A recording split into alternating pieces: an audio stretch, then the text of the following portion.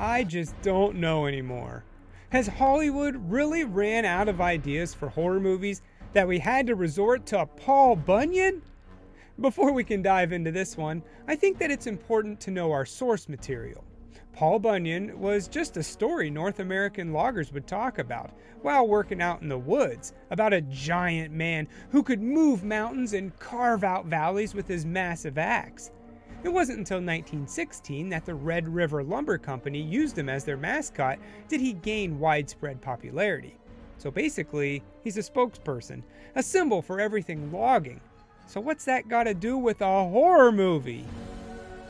Oh, Sci-Fi Channel, you always know how to make a movie.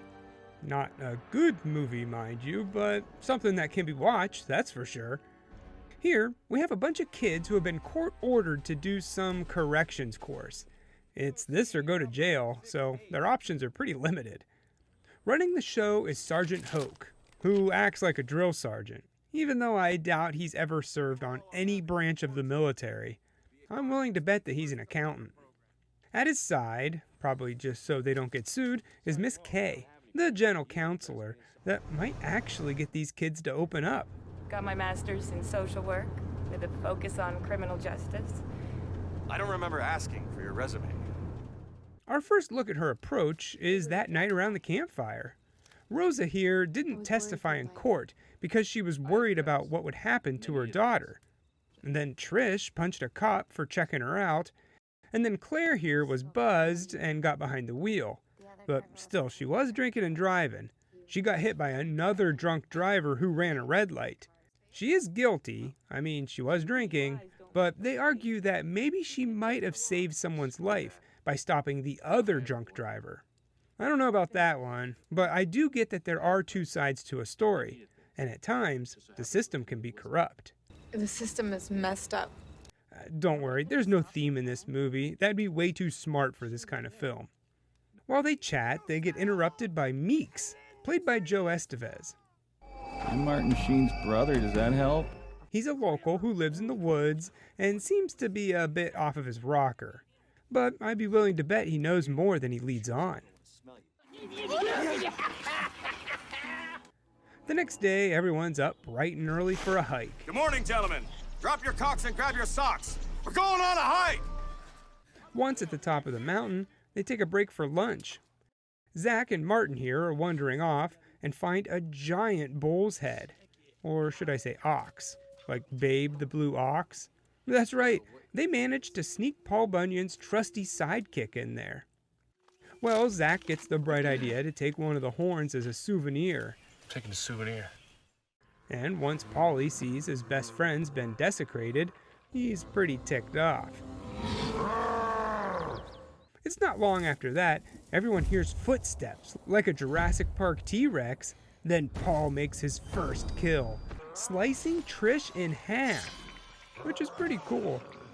Everyone takes off running, but wannabe drill sergeant is next, cutting him in half the other way. And then he's squished.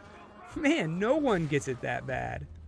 The survivors make it back to the cabin and they regroup. The obvious choice would be to just drive out of there, but Bunyan steals their van, so that won't work. Luckily, they hear a knocking at the door. It's Meeks, who offers them a little insight onto who's attacking them. Back in the 1800s, a baby was born with a rare disease. So rare that no one's heard of it before or after this baby's birth.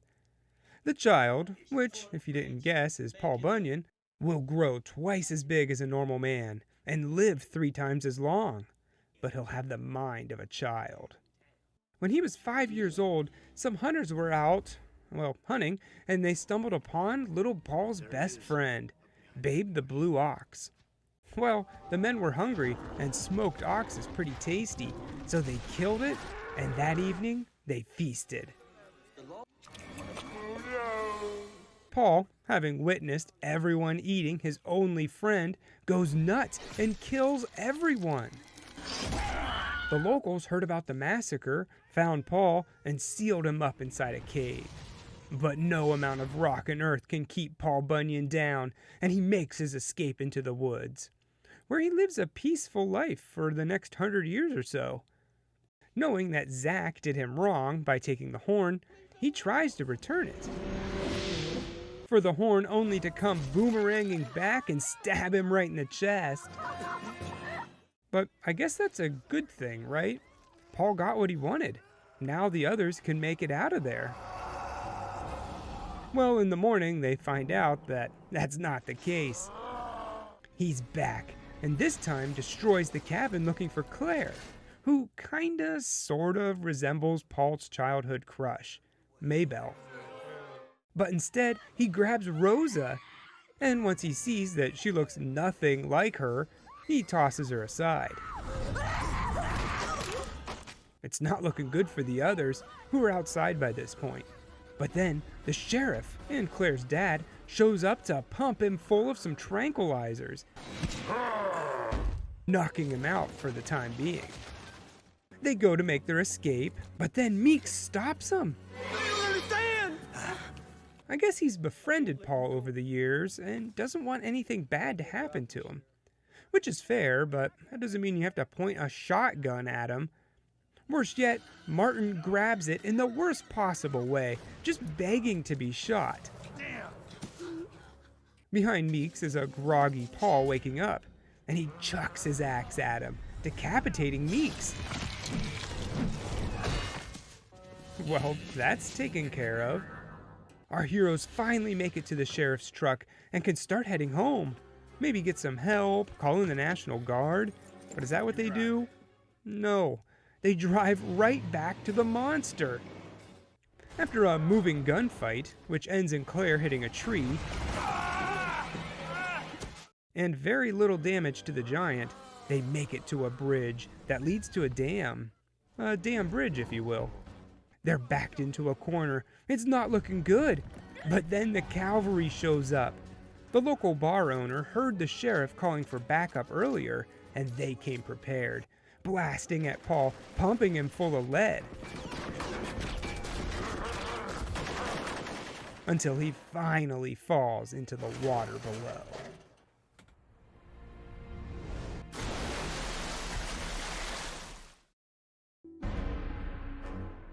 And there you have it, Axe Giant, The Wrath of Paul Bunyan. You know, I gotta give Sci-Fi credit for coming up with something completely different. No one else in the history of film has come up with Paul Bunyan being a bad guy. But that doesn't mean it needs to be made. His backstory was interesting. A deformed human goes on a killing spree after his ox was killed and eaten. It's not very original, think Frankenstein. Humans always kill what they can't understand. But if you were 5, I think you might feel bad for this guy. I really didn't like Hoke. He's no military man. They were going for something like R. Lee Ermey, but gave the guy a goatee and shorts. It didn't work. He wasn't tough. He's just a jerk who liked to yell at teenagers. The scenery was nice, I'll give him that. Filming in California and Ohio in what looked like the fall. It was pretty and it made me want to go for a hike, which honestly sounds better than watching this quote-unquote film. The CGI is what we've come to expect with these sci-fi movies. Bad. But there's parts I just don't understand. When the hunters were eating Babe, this guy rings a dinner bell. But it's weird looking. Did they really use CGI for a dinner bell? The movie's bad, but you knew that going in. I knew that going in and I still watched it. There's an appeal to these sci-fi original movies that just aren't made like this anymore. It's fun, and if you're into other movies like this, then you'll enjoy Axe Giant, The Wrath of Paul Bunyan for what it is, entertainment. And I personally can't think of any better way to spend an hour and a half. Except maybe going for a hike, picking up a hobby, playing video games, mowing the grass, taking a nap, reading. I give Axe Giant, The Wrath of Paul Bunyan 1 Bunyan out of 4. Trees grow tall, and then the trees fall!